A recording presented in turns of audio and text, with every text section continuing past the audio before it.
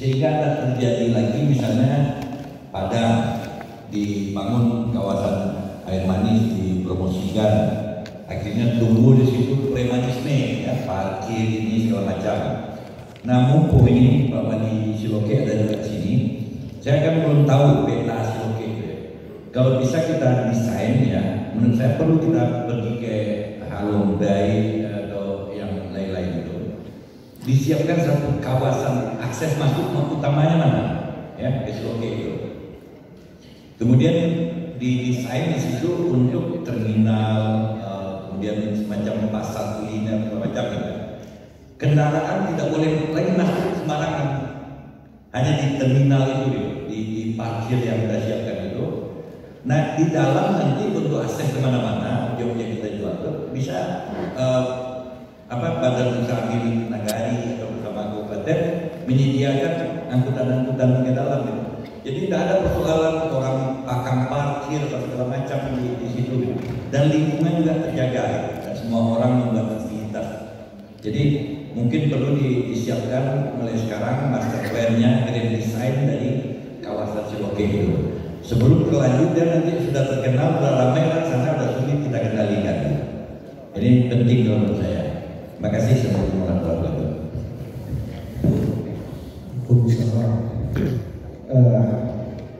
Terima kasih Pak Bapeda.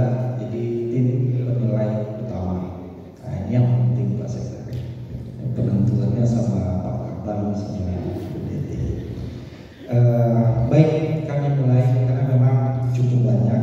Dan kalau ada yang sama, dia terangkum ke jawaban yang bisa kami berikan.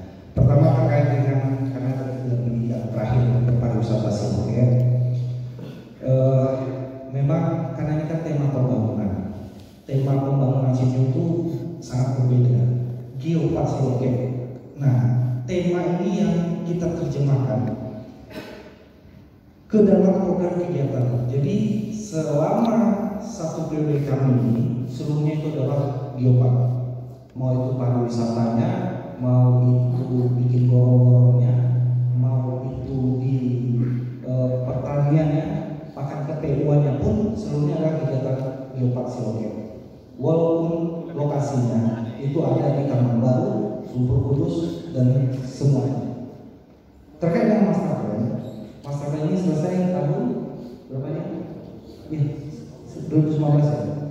2019. Bahkan marketnya pun juga sudah kita siapkan. Bahkan ada yang khusus juga di program padat, master plan-nya juga sudah kita siapkan. Yang mengujian itu uang kita. Nah, untuk mengeksekusi master plan ini. Jadi sebelum COVID menggebu-gebulah semangat Pak Kadis kami untuk kita DAK luar biasa, kita bangun bla bla bla bla. Dan itu dominasi memang dari dana DAK karena memang APBD Sijunjung tidak cukup untuk membangun satu kiosek saja. Nah, dengan keterbatasan itu, dasar kita awal itu adalah master plan dan BID yang sudah kita siapkan di beberapa kiosek kita. Nanti kalau sempat ke ke rest area yang kita siapkan, di sana itu semuanya itu adalah DAK. Nah, ada menara pandang dari DAK, TIC juga dari DAK dan beberapa. Jadi wilayah itu sudah kita siapkan master plan, tinggal menunggu investasi masuk. Mudah-mudahan dengan geopark sebagai tema pembangunan Sijunjung, kami yakin dan optimis tidak ada anggaran kalau dilihat kok terlalu kecil anggaran untuk pariwisata. Semua ini adalah pariwisata, semuanya adalah geopark. Jadi walaupun anggaran itu tersebar di masing-masing wilayah, ini terkait juga dengan capaian di RPJMD yang kita siapkan. Jadi karena tema RPJMD kita adalah geopark, berarti seluruhnya itu adalah anggaran untuk pelaksanaan program geopark kita.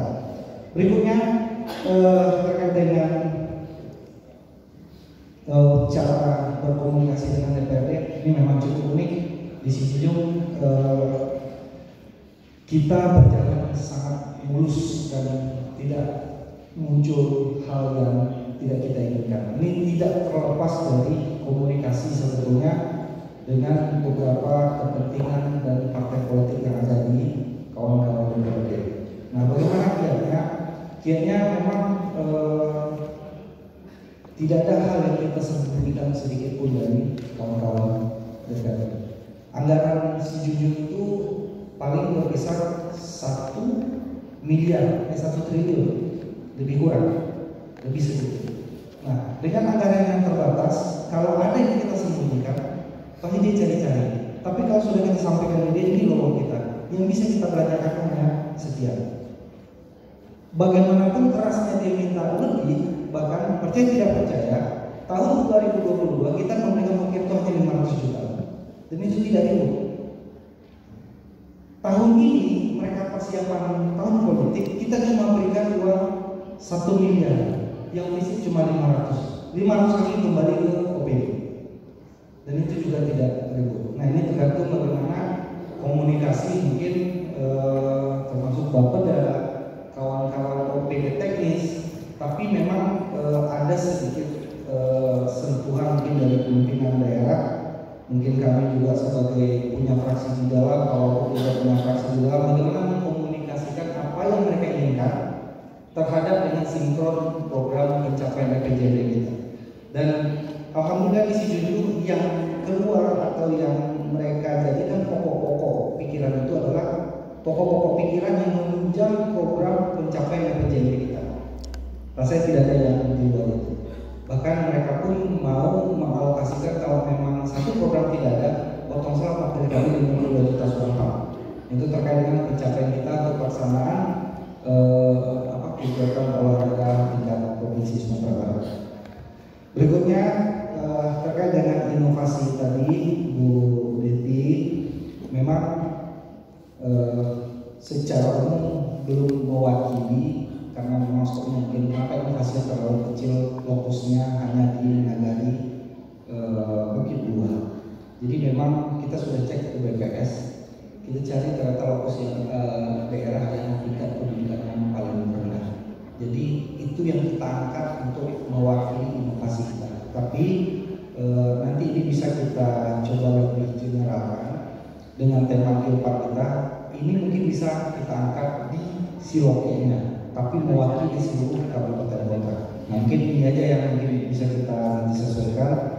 Tapi yang jelas IPM ini menjadi isu luar biasa bagi kami sebagai pejabat politik hari ini. Orang tidak lihat rumah sakit yang dibangun itu atau jalan yang sudah provinsi kerjakan hari ini.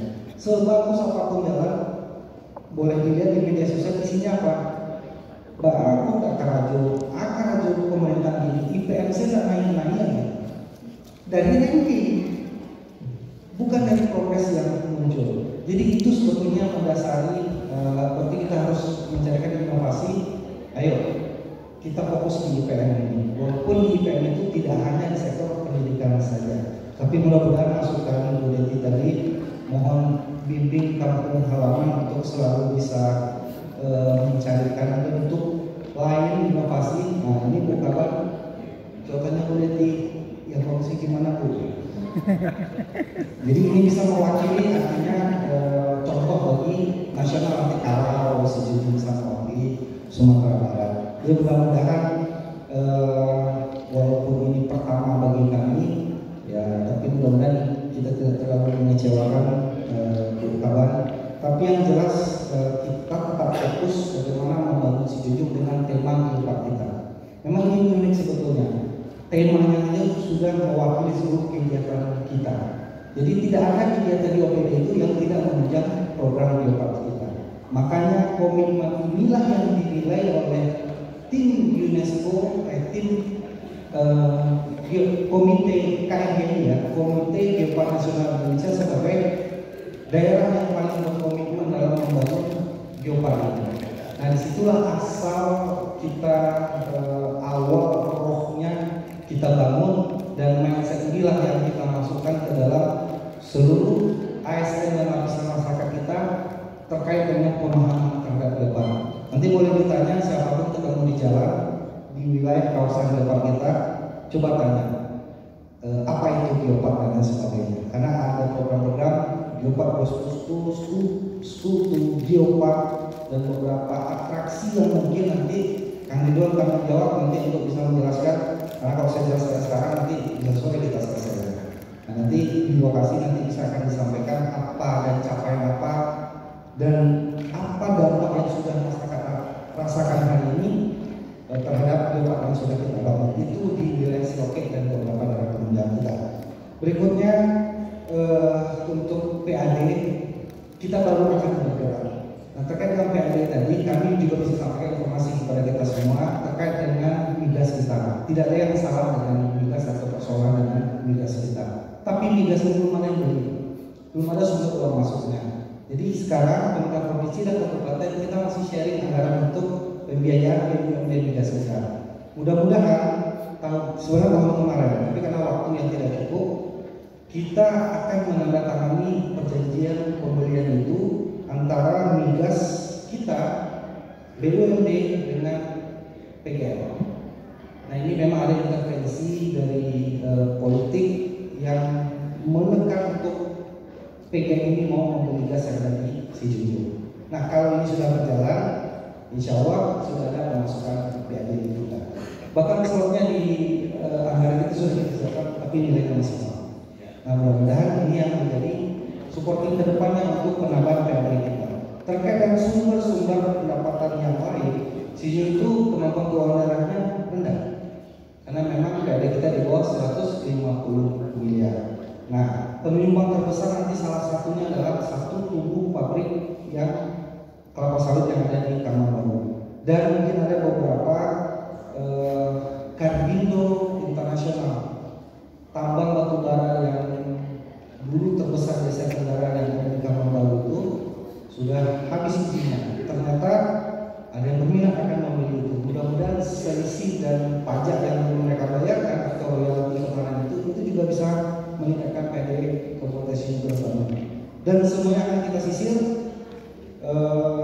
mana lagi sumber pendapatan daerah yang ada di Kabupaten Sijunjung. Terkait dengan sektor pertaniannya ingin menjadi fokus kita juga, karena bagaimanapun pertanian tidak bisa dipisahkan dari Kabupaten Sijunjung karena memang dominasinya adalah Kabupaten Sijunjung. Pertambangan dan sektor lainnya adalah bonus yang diberikan Tuhan kepada Sijunjung dan mudah-mudahan bisa menambah PAD kita. Berikutnya untuk P3D kita, insya Allah e-katalog lokal sudah kita siapkan, bahkan jalan pun nanti itu pakai e-katalog 10 bagian UMKM yang kita masukkan untuk dalam etalase e-katalog lokal kita. Jadi sesuai arahan dari Pak Presiden, P3D kita 40%, secara bertahap kita sudah mulai penuhi dan mudah-mudahan dalam waktu dekat e-katalog secara umum ini bisa kita launching tahun ini juga sudah bisa kita mulai laksanakan. Berikut terkait dengan kemiskinan ekstrim, dulu memang Sijunjung ini masih punya dalam pertambangan emas. Nah, hari ini itu sudah tidak terjadi lagi. Nah, kemiskinan secara umum turun, tapi kemiskinan ekstrim ini dulu memang kan gampang. Pergi ke lokasi tambang, bawa jahe itu apa ya? Bulan ya. Bulan yang ibu-ibu itu bekas dari pasir yang turun itu mereka sana itu sudah emas. Begitu banyaknya emas di sini, begitu gampangnya cari uang di sini, dan begitu masyarakat waktu itu tidak membolehkan anak ke sekolah, mengalah ke sekolah itu jadi pikiran ancak langsung saja di situ. Jadi dulu kita menyelesaikan konflik sosial luar biasa. Sejak ditutup 2017 atau 18 kita beralih ke geopark Siloke. Kita konservasi wilayah-wilayah yang dulu sudah rusak. Jadi sepanjang aliran sungai itu, Bapak bisa lihat nanti sungai itu tidak jernih karena di hulunya masih ada. Tapi di wilayah kita, di wilayah sungai itu sudah tidak ada penambangan emas lagi. Nah, nanti bisa dilihat bahwa itu masih ada bekas kuning, bekas orang menambang dulu. Waktu saya SMP dulu itu sangat tinggi sekali dan ikan sangat banyak. Itu menjadi transportasi yang menjadi tempat pemakaman The Great yang penemu batu bara di Asia itu, pertama di Asia. Sebelum COVID, keluarganya selalu mengunjungi dari Belanda lokasi itu, dan itu dibina langsung oleh PT Bukit Asam. Nah, insya Allah di dalam masa kita makam legend akan jadi museum batu bara. Nah, mudah-mudahan ini juga dapat support dari berbagai pihak yang ada. Mungkin itu beberapa hal pertanyaan yang disampaikan. Mungkin nanti secara tertulis kalau memang ada hal kita akan sampaikan, dan kami optimis dengan kolaborasi yang si Junjun hadirkan hari ini dengan tema kami yang berbeda dengan tema-tema kebiasaan atau lebih tematik, tapi memang dampak yang kita rasakan di si Junjun terkait dengan penglihatan ekonomi di tengah situasi sulit hari ini cukup berdampak cukup baik terhadap si Junjun. Dan mudah-mudahan apa yang diharapkan output untuk kesejahteraan masyarakat, apapun perencanaan yang kita buat, kalau action dan kolaborasi yang sangat kalau tidak optimal, juga kita bisa melaksanakan. Itu beberapa hal yang kami sampaikan.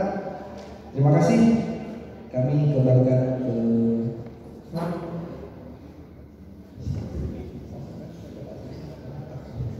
atau ke Pak Abang. Terima kasih Pak Bupati, sudah cukup panjang lebar, hampir 3 jam lebih kita berdiskusi menggali banyak hal tentang Sawalunto Si Junjun. Kalau dulu disebut Sawalunto Si Junjun, sekarang tinggal Si Junjun saja. Saya masih lupa lama-lama. Khusus rekan saya untuk sekretaris ini memang beliau ahlinya nih, ahlinya. Nanti kalau seandainya Si Junjun mewakili Sumatera Barat, kita kan tidak tahu nih Pak kondisi yang akan terjadi. Bisa saja dari nilai yang ditentukan semua 6 yang dilihat, kemudian Si Junjun menjadi tingkat pertama. Kita memang harus meet up semua tampilan-tampilan yang akan kita tampilkan di tingkat nasional. Saya sendiri waktu di Kota Padang, Pak Sekda, Bu Deti yang mengingat kami di Kota Padang sehingga bisa juara 3 sampai juara 2 nasional total berturut-turut. Jadi nanti Bu El juga harus di make up oleh Bu Deti sehingga bisa tampil lebih baik.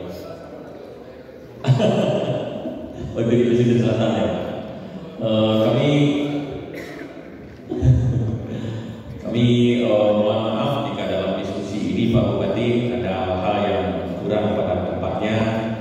Maksudnya tidak lain adalah untuk menggali semua informasi sehingga tim penilai independen dan kami mendapat informasi yang tepat. Demikian saja. Mungkin setelah ini kita ke lapangan ya, kita ke lapangan melihat lokasi-lokasi yang mungkin nanti juga akan dikunjungi oleh pemerintah pusat melalui Bappenas jika memang Si Junjun dianggap bisa mewakili Sumatera Barat. Demikian, saya akhiri. Wassalamualaikum warahmatullahi wabarakatuh. Waalaikumsalam.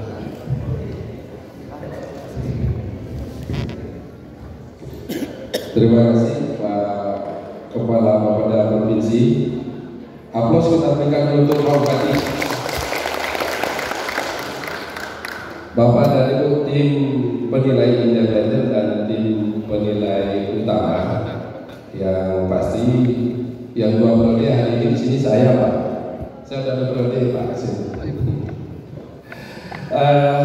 Komitmen Pak Bupati untuk membangun Si Junjun, untuk fokus membangun Si Junjun luar biasa sekali. Nah, beliau tinggalkan jabatan prestisius dan mungkin sangat besar peluang beliau untuk berjabatan di Kairo untuk membangun Si Junjun. Dan itu beliau mulai dari Kepala Bapeda sebenarnya. Mengenali persoalan Kabupaten Si Junjun semenjak beliau menjadi Kepala Bapeda. Nah, dalam hal bagaimana Kabupaten Si Junjun melakukan pergerakan untuk mengejar beberapa titik ketertinggalannya, kita berusaha untuk fokus seperti yang disampaikan Pak Bupati tadi. Nah, dalam hal capaian pembangunan Kabupaten Si Junjun tadi kita ucapkan terima kasih banyak kepada tim penilai independen dan tim penilai utama. Nah, khusus untuk penilaian penghargaan pembangunan daerah ini, kalau Bu Deti sudah ngomong Pak Kabar, kita sudah tahu ya. Itu agak pedis memang kalau bahasa airnya pedis. Kami juga dulu di ospek sama Bu Deni ini pernah juga. Tapi yang kita itu obat itu Pak Bupati, itu obat. Mudah-mudahan setelah itu Bu El bisa ketemu Bu Deni dalam 1 minggu ini. Saya tunggu dokumen perbaikan. Mana tahu seperti itu. Nah, yang Ibu Profesor juga tadi pada intinya kita sudah melihat rohnya inovasi itu ada. Cuma memang bagaimana kita menguatkan lagi di beberapa titik ini memang harus kita lakukan. Nah, mudah-mudahan nanti mohon izin Bu Prof, Pak Prof, masukan tadi luar biasa sekali. Kadang-kadang si Jujur ini kan memang 125 kilo cukup jauh ke Padang, Bu Prof. Nah, inilah dengan kedatangan tim penilai independen, tim penilai utama, rasanya tidak bisa bertapak tangan geliru kami tanpa. Kenapa? Ada apa ya? Ada bukan secercah harapan atau setitik cahaya, tapi sebesar matahari. Kenapa? Dukungan dan sinergi ini yang harus kita lakukan. Kalau Bu Deni sudah sampaikan tadi harapan 3, mudah-mudahan dia akan ada perbaikan. Kami yakin sekali seperti itu. Kalau harapan 3 sudah pasti. Kawan-kawan dan beliau harapan 3, beliau adalah wartawan dan ketua forum pelayanan publik kita. Nah, oleh karena itu, insya Allah nanti masukan baik untuk penguatan penilaian pembangunan daerah ini maupun penguatan dalam pembangunan Kabupaten Cianjur kan kita jadikan penguatan nanti di dalam proses perencanaan pembangunan berikutnya. Nah, selanjutnya acara ini kita berterima kasih sekali aplaus dulu untuk